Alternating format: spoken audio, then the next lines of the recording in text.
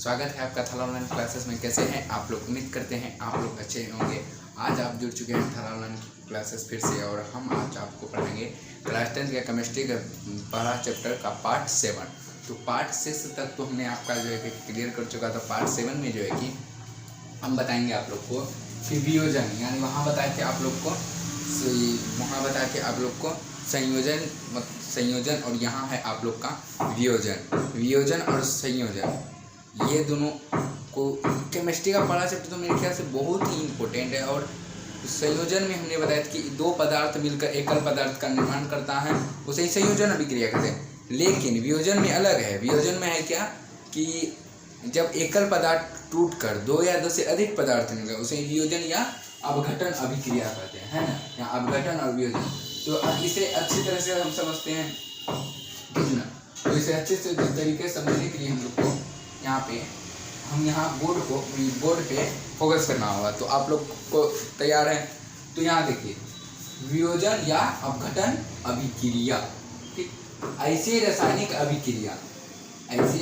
अभिक्रिया जिसमें एकल पदार्थ यानी एक पदार्थ टूटकर दो या दो से अधिक पदार्थ का निर्माण करता है, उसे क्या कहते हैं?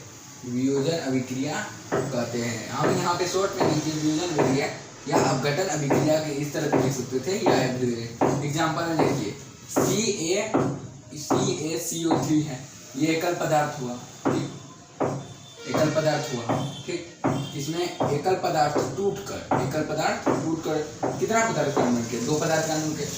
उसी तरीका अब ये नहीं कि एक चौक लिए और उसको तोड़ दिए, वो भी हुआ, लेकिन उसको भी फिर इसको अगर इसी को हम उल्टा कर देंगे तो अगर जिसमें एक पदार्थ मिलकर दो या दो से अधिक पदार्थ मिलकर एकल पदार्थ का निर्माण करता है, उसे ही क्या बन जाएगा? तब वो संयोजन अभिक्रिया यानी कि संश्लेषण अभिक्रिया।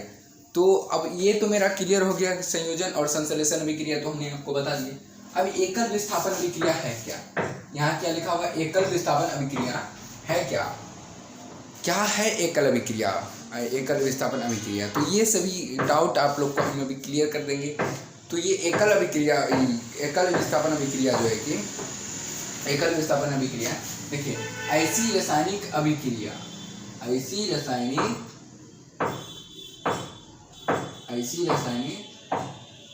अभिक्रिया जिसमें अधिक क्रियाशील यानी कि बहुत ज़्यादा क्रियाशील तत्व है। यहाँ ये नहीं बोल सकते यौगिक या तत्व, यहाँ जो भी अधिक क्रियाशील तत्व या यौगिक, यानी ज़्यादा तत्व हो या यौगिक हो, और कम क्रियाशील तत्व यानी कि अगर मान लीजिए कि यौगिक अगर अधिक क्रियाशील है, अगर तत्व अगर कम क्रियाशील है या यौगिक भी, तो वो उसको हटाकर वो अपना जगह ग्रहण कर लेता है, उसे ही अवस्थापन, ठीक। तो यहाँ पे देखिए, यहाँ पे हमने एग्जाम Fe+CuSO4 हुआ, इसमें क्या है? एरोज हुआ।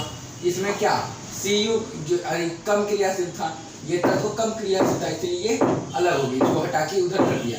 अधिक क्रियाशील तत्व होगी, इसको हटाकर इधर ला दिया, हो गया। इसी प्रकार से इस तरह से आपको इसको याद करेगा क्या? इसको याद करने का सबसे बढ़िया सेंटेंस है अधिक क्रियाशील। ये आप लोग को समझ में आ रहा होगा, ठीक।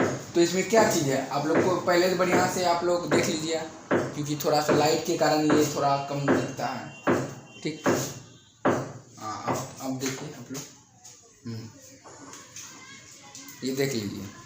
हाँ, तो अब बताते हैं हम कि एकल विस्थापन अभिक्रिया, देखिए, ऐसे रासायनिक अभिक्रिया जिसमें अधिक क्रियाशील तत्व यौगिक, यही चीज़ हो गया। अब इसी चीज़ को हम क्या कहते हैं? कम क्रियाशील तत्व या यौगिक को हटाकर अपना जगह ग्रहण कर लेता है, उसे क्या कहते हैं? एकल विस्थापन अभिक्रिया कहते हैं। यहाँ पे आपको हमने बता दिया। अब देखिए, एकल विस्थापन अभिक्रिया तो हमने आपको बता दिया, लेकिन अपक्षेपण अभिक्रिया भी जानना बहुत जरूरी है, क्योंकि ये भी कई बार एग्जाम में पूछता है और ये हमारे बहुत इंपॉर्टेंट है। तो अपक्षेपण अभिक्रिया है क्या?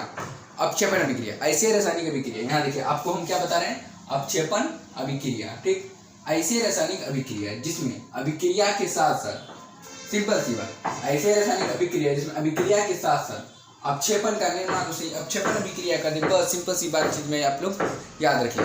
ऐसे रासायनिक अभिक्रिया जिसमें अभिक्रिया के साथ साथ अपक्षेपण का क्या हो? निर्माण, उसे क्या कहते हैं? अपक्षेपण अभिक्रिया कहते हैं। यह चीज हमने आपका वियोजन, एकल, अपक्षेपण, अब वियोजन को किस तरह याद रखना, अब संयोजन को जिस तरह आपने याद रखा होगा उसका उल्टा कर दीजिए। ये चीज एकल विस्थापन में तो सिंपल सी बात है, क्रियाशीलता को भी कम क्रियाशीलता में यौगिक को हटाकर अपना जगह ग्रहण कर ले, उसे एकल विस्थापन। अब क्षेपण अभिक्रिया वही हो गया। ठीक, ये सब चीज़ हमने आपको जो है कि आसान भाषा में हमने आपको बताया।